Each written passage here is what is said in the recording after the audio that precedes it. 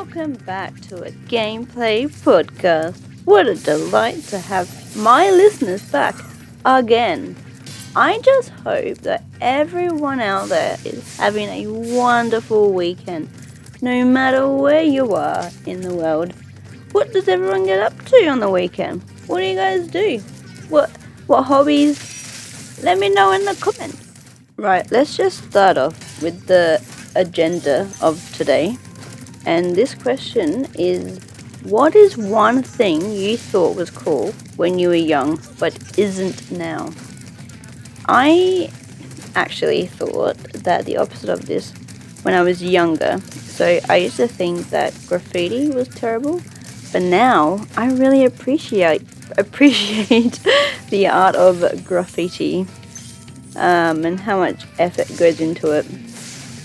You know, Vanzi Amiga, Leah Grant, Claire Foxton are all brilliant graffiti artists around South Australia.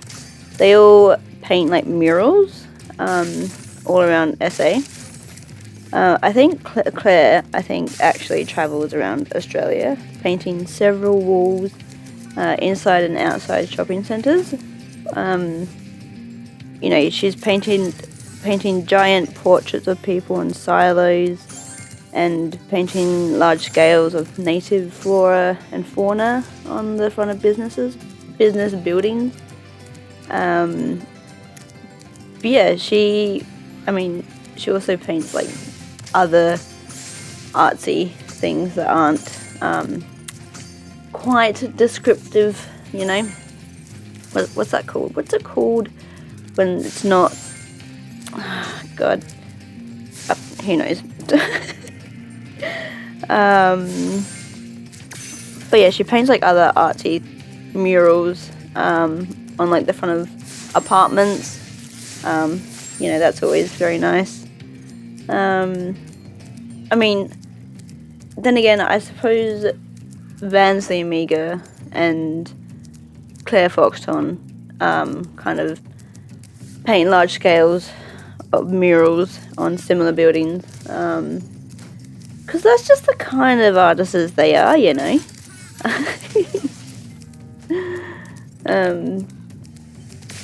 I mean, Vance Omega also does portraits. Like, I follow him on Instagram actually, and he painted like a self-portrait of himself. No shit. Self-portrait somewhere on a building, which I thought was quite cool. And yeah, like the thing about these graffiti artists is that they paint large scales of people's portraits, in their particular like art style, and I just think that's so awesome. I think that portraits are just of the portraits are of everyday people. Like, they're just of locals. Although, except there's this theatre in Adelaide called the Capri, and it's got a portrait of Nicole Kidman on it. And I mean, it makes sense because it's a movie theatre, and Nicole Kidman's a movie actress. She's just an actress. So yeah, I guess in that sense, it makes a lot of sense. Vancy Amiga's art style is kind of like cartoony / like pop arty in a way. When he does like portraits of people, they look amazing and they're like really detailed. But like, yeah, it's kind of in that kind of cartoony way. Like, you know it's a cartoon. You're not like, oh, that is direct painting. I don't know what I'm saying. But no, I really like his art that he does around the place. It's really awesome. And Claire Foxton, What? Huh? Oh. Thank you for releasing me, Spyro. yeah, so Claire Foxton, her art is more like realistic looking. So the portraits of the locals look a bit more real you know. But yeah, and then they have like a colourful like coffee stain effect that she like does over it, um, which, you know, I love that because it's unique and it adds like a lot to the painting. So great. Then, like I said earlier, you know, she paints native flora and fauna, and then with any painting she does, she applies the colourful coffee stain effect over the painting, and it just looks so beautiful. Like, oh my goodness. She's also selling a few framed paintings as well, and they're the most amazing pictures that I've seen. Like, imagine having one of them hanging up in your house. That would just add so much color to the room, like just a splash of color in the whatever room the frame desires, you know. Leah Grant, who is a street artist, she paints kind of like cartoony flowers and various different flora, and it's super colorful and bright, and just, I guess, anything bright and colorful I love, I agree with, and I am here for it. And yeah, and I think that South Australia needs more of her murals. I say, you know, her art needs to be in more places, but she's already painted a lot of murals in a lot of places. So I'm like, South Australia needs more of it. Like, I don't know how many places she's been, but I would imagine it's quite a few. But yeah, another artist that I like. This one's more worldly known, I guess. Banksy.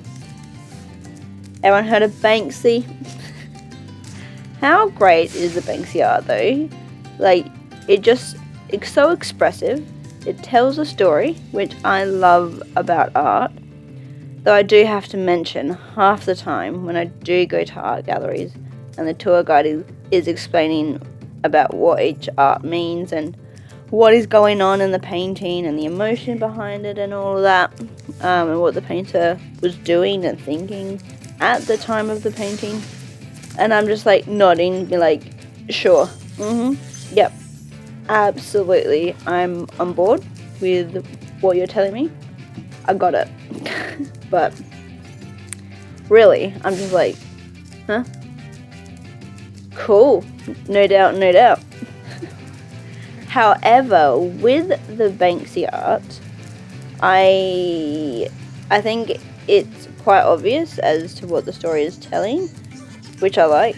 Basically, if the art is hitting you over the head about what the picture is telling you, I love that, rather than some vague thing that changes from person to person.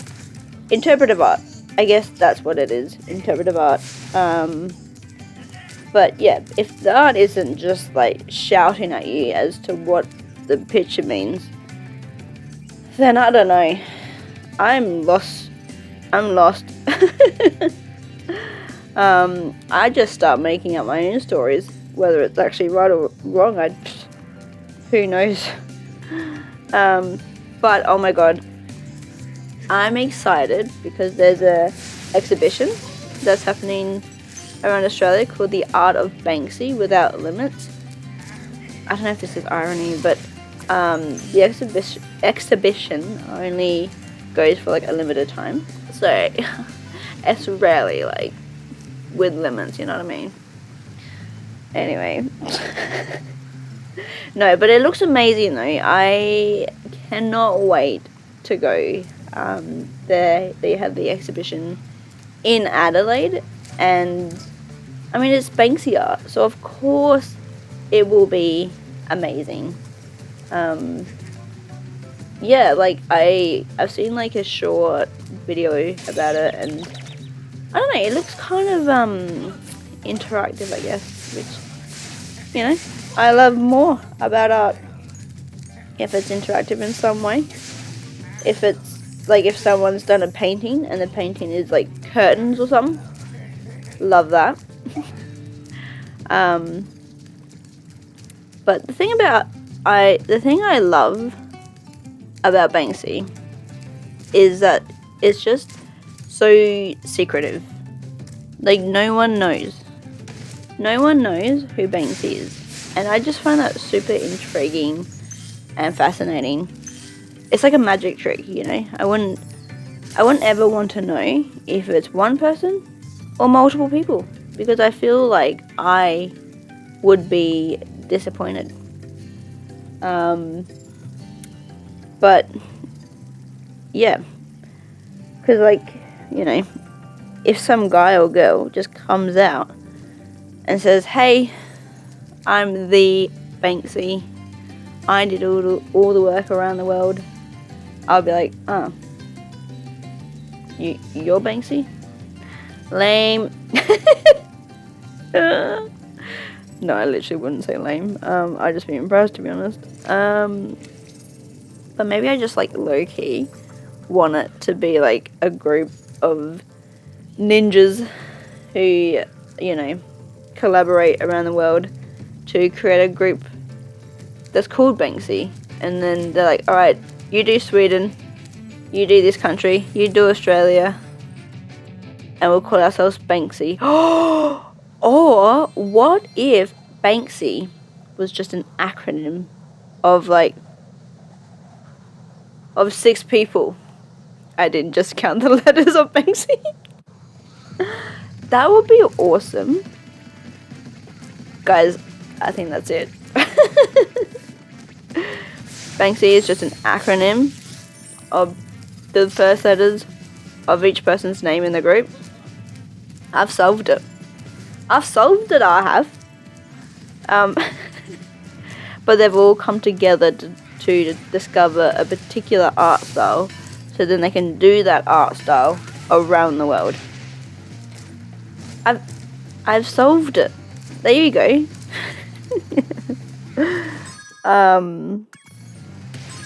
But no, that would be such a cool idea. And then they have like a Snapchat conversation, because on Snapchat you can like talk to people, but I think the conversation like disappears after like, I don't know, is it an hour or is it a day or something? But yeah, it doesn't stay up long. So what a great way to keep things under wrap, on the down low, and yeah, best way to talk secretive, you know. No government will get a hold of the conversation because it's gone, wiped out to the abyss. And yeah, that would just be such a cool idea. Whenever I have like a Banksy parties. Anyway, I'm thinking too much about it. But yeah, I need to get tickets for the exhibition, because I think it finishes at the end of September. So that's on my to-do list. And yeah. Moving on to the next agenda of today's pod. What is everyone's favourite season? Mine is basically every season except summer. Mainly because in Australia it can get real hot and dry, and that's just not a great way for me to live, you know. I'd rather not. Any temperature that's like above 37 or 40 degrees, I'm staying at home. It's too hot. I would rather be in an icy cold pool or at the beach under a shelter or just at home with the aircon on, you know? Yeah, I mean, at the moment here in Australia, it's winter, so it's been pretty chilly most days, but during summer, you can do a lot more things outdoors, such as, these are just some things that I find interesting. Paddleboarding, going to the beach, those two go hand in hand, and go for picnics, surfing, go to cafes, go on hikes, walking adventures, outdoor rock climbing. You can do indoor rock climbing, you can do bouldering, you know, anything. You can go for runs, walk up a mountain, because ain't no mountain high enough, you know. Although, actually, you know, now that I've mentioned all of that, I don't actually mind summer that much. It's just it's just the extreme ends of the weather that I don't like. Plus, you know, getting into hot cars is the worst part, and having a boiling steering wheel is so bad. You know, which makes me think I need to buy one of those where they cover, what are they called? We put a cover over your steering wheel and then you put a cover over the windscreen to prevent the car from heating up. I need one of them. Every single summer, I say to myself, I need to get one of them, and I never do. What is up with that?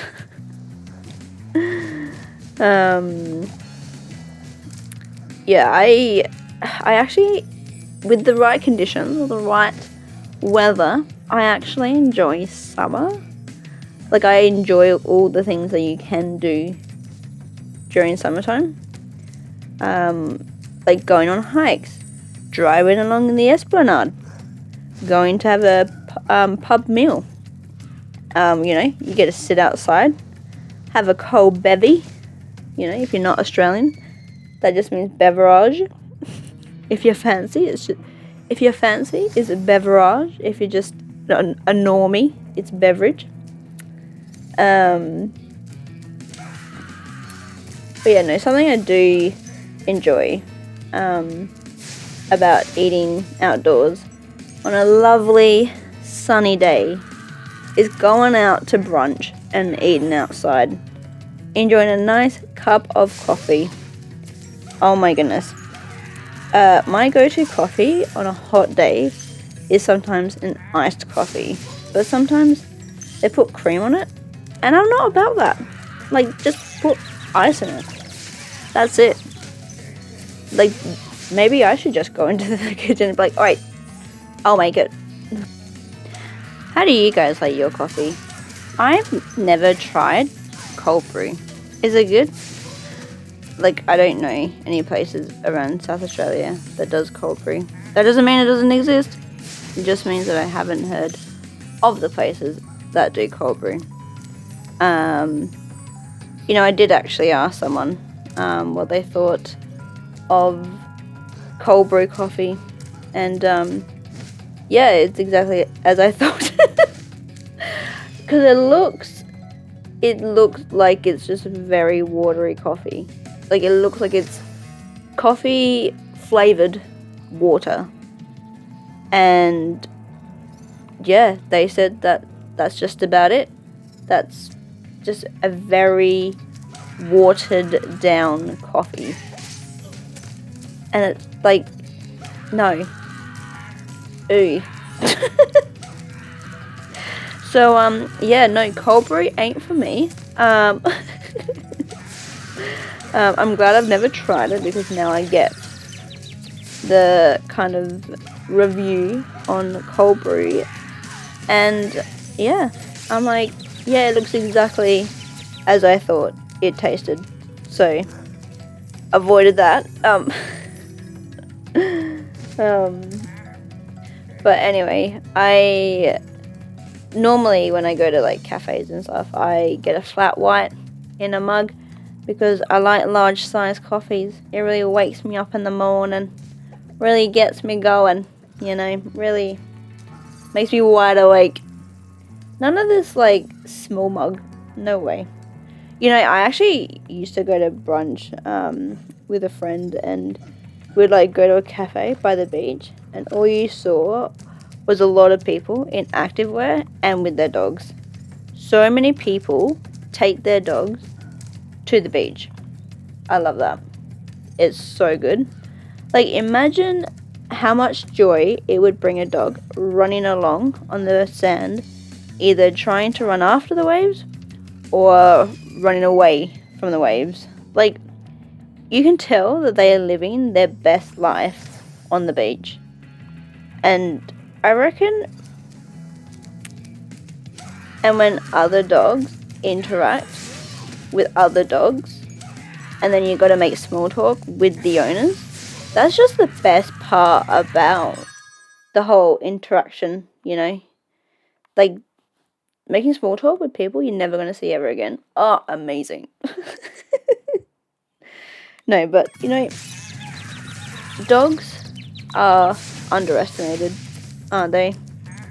They're, like, smart. They can be trained to help someone live a better life who can't support themselves on their own. Dogs can detect if someone has cancer and a seizure and narcolepsy. So they can detect these things before they even happen. So they alert their handler / owner. Like, that's pretty awesome. That's pretty badass. Dogs can also detect other medical things, which I think is amazing. And honestly, so cool. I don't know. Okay, please someone tell me if I'm wrong. But did they find that they can, like, dogs can detect COVID? I could be so wrong, but I also wouldn't be surprised if that was a thing that they found out. If researchers found this out, or they trained someone. They trained a dog to take this thing. Anyway, yeah, I think dogs and other animals are very underestimated. Like, there are other wildlife animals out there that are very underestimated, I think, such as elephants. I know, big surprise. Like, I think they have great memories. They have long memories. Apparently, they can remember an experience they went through from when they were a baby. Like, imagine everything you ever went through in your whole life. How bizarre would that be? Actually, I've heard this before. There are some people who claim to remember everything since they were born, and a part of me kind of wants to believe it. Another part of me just thinks that they've researched what historical events happened in the year that they were born, and they've just remembered that. Like, they are just remembering dates and years of historical events. Like, I bet they wouldn't be able to tell you what they were doing as a person the day they were born, or maybe 3 or 4 years after they're born. Like, were they playing on the playground? Were they in kindy? They probably wouldn't be able to tell you that. Just saying. I...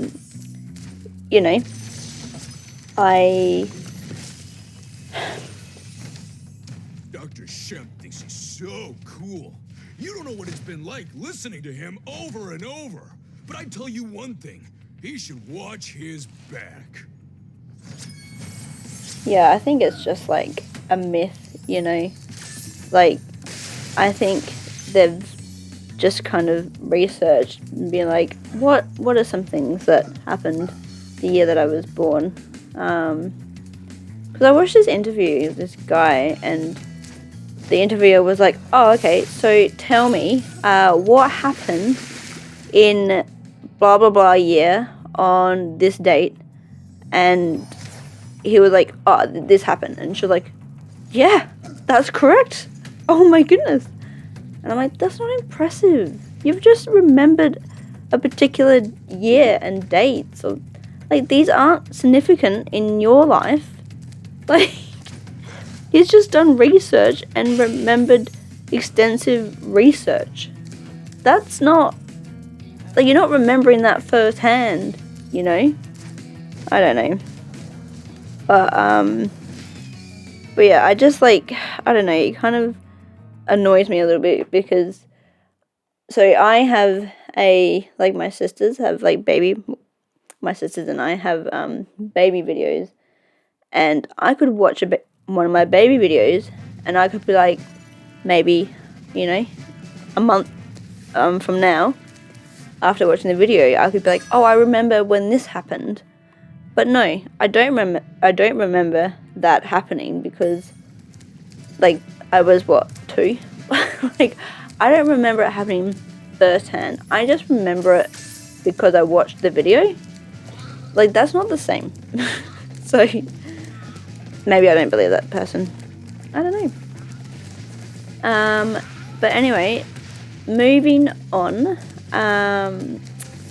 Yeah, I suppose that's, like, my hot take on people who claim to know every single thing about their life from, you know, uterus, from utero. That's not a word. It is a word, but that's not what I mean. From the day they were born is what I'm trying to say. But yeah. So I think in the future episodes of the pod, I think I needed some guests. I need some guests on the pod. And we can, like, drink coffee. We can have a coffee chat. And not that you would know that I'm drinking coffee with my guests, but you know, it'd be nice and cozy just to, like, hang out, talk about random things. You know, because this pod doesn't have a consistency. You know, I don't go out and be like, this is the topic and this is what I'll forever talk about because this is the name of the podcast. I'm not about that. I was actually going to talk about vintage games / retro games, but I thought that would get a bit boring after a while and I would lose interest in the topic. So instead, I'll just play and record the retro games without commentary. And then this is where, you know, I'm really letting everyone in on the secret of how I do these podcasts. But basically, I just play these, like, games, like, on my own, and then I obviously I record them and, like, edit them, and then I do a voiceover afterwards, and that's the secret of the podcast, in case you didn't know. Fun fact.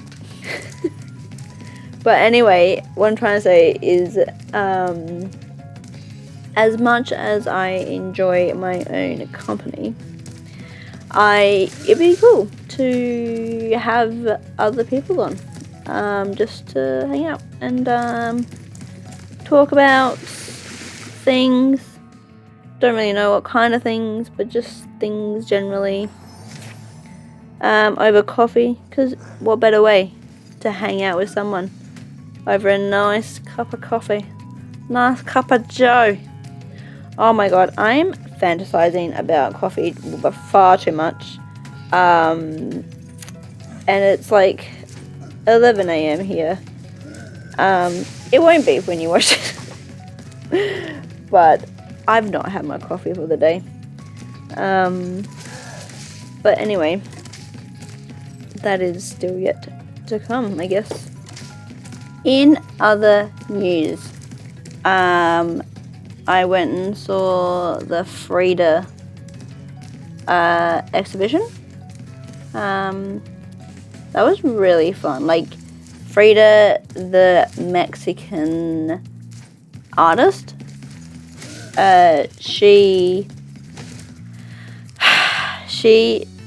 like, I love the whole exhibition. I mean, she painted some interesting art. She painted a lot of portraits of herself. Because I didn't know this, but she, so she, I think she was bedbound for something, like she had polio, and so I don't know if because she had polio that was the reason why she was bedbound, or if it was because of another reason. The tour guide told us the reason. I can't remember. You're gonna have to do your own research. But basically, so she was bedbound, and what I thought was quite cool is that she had put a mirror. Like, I think, I don't know, there was some mirror that was like, above her face. So she was like lying on her bed, and then she was like looking up at the ceiling or looking up at the mirror, and she was seeing her face. So all she was doing is just painting like portraits of herself, to, not feel useless, I guess. And yeah, I was like, that's like pretty cool. Like, some of her paintings are so cool. And I saw this like as a part of the exhibition. I can't remember if it was her that painted it or if it was another artist. But yeah, I cannot remember. But they painted like murals of like I guess historical event or a combination of historical events, and yeah, it was like really large, like very high, very wide scale murals. And all I was just thinking, I was like, man, murals are so bloody cool. Like, I like, you know how you have like feature walls in houses sometimes. If I like painted a wall, I would want to have like a mural as like a feature wall. I don't know what mural, but I just think they're just so cool. And like the ones at the exhibition were like very detailed. Like one of the murals was, I think, lots of people just in car design, not car design, like building cars and stuff, I think. And yeah, and it was just very detailed. Yeah, in like a massive like mechanic factory.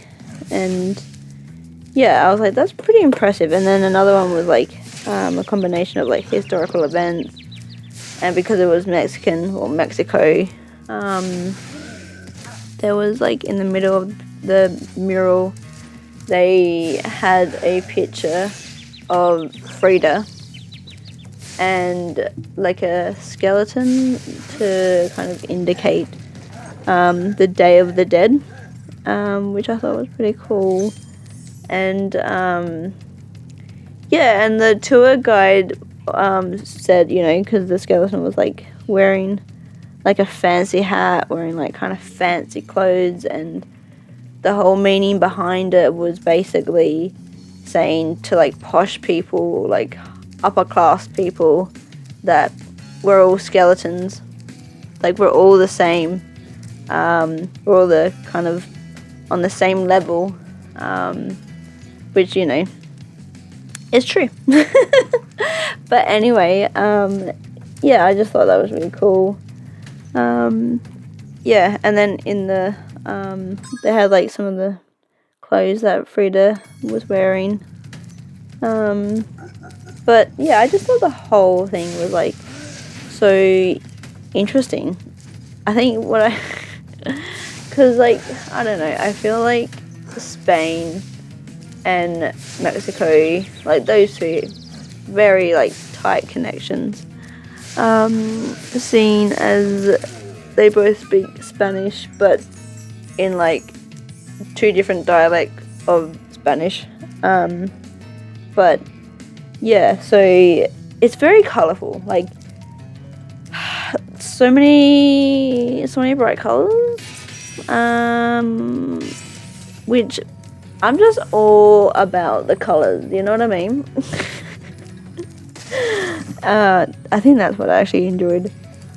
They had this kind of, what was it? A halo, I suppose, on the ceiling, like a flower. Don't know what kind of flowers they were, but very bright, bright halo of flowers just hanging from the ceiling, and I was like, that's art. That's amazing. I'm like, I want that. I want that halo of flowers. But yeah, it was a good exhibition. I really enjoyed the history of Frida and knowing a little bit more about her, seeing as I've just seen a lot of portraits. Like, I didn't realize, I just thought that it was kind of, I don't know, someone was like mass producing one portrait and then just changing it all around. And I mean, that might still actually be the case, that they like people around the world have just gone to one of Frida's paintings and then, you know, changed it up and made it their own and then sold that, and you know, it's all like a amalgamation. No, that's not the right word. Kind of like a mixture of all the different styles of people's art. But yeah, that might still be the case. But mainly, I think Frida did do so many portraits of herself, and yeah, I mean, I guess that makes a lot of sense, because what else are you to look at? The ceiling? No. I mean, I guess you couldn't really move a whole lot. But yeah. Alright, guys. I think that I'm gonna leave it here. I'm gonna drink a hot cuppa mug of coffee. If you like this episode, please give it a thumbs up and like the video. That's the same thing as a thumbs up.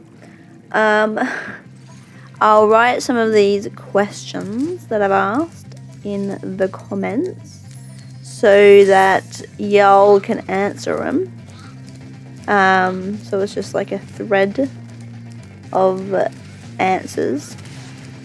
And yeah, subscribe to my channel. That would be amazing.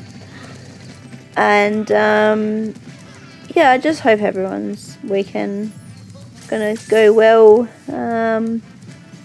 Yeah, and I'll if you guys have any like suggestions, like questions for me, like interesting ones, that I can answer, that I can ask and answer in my podcast, leave those questions in the comments as well, and I'll read them, and I'll read them out on the next episode.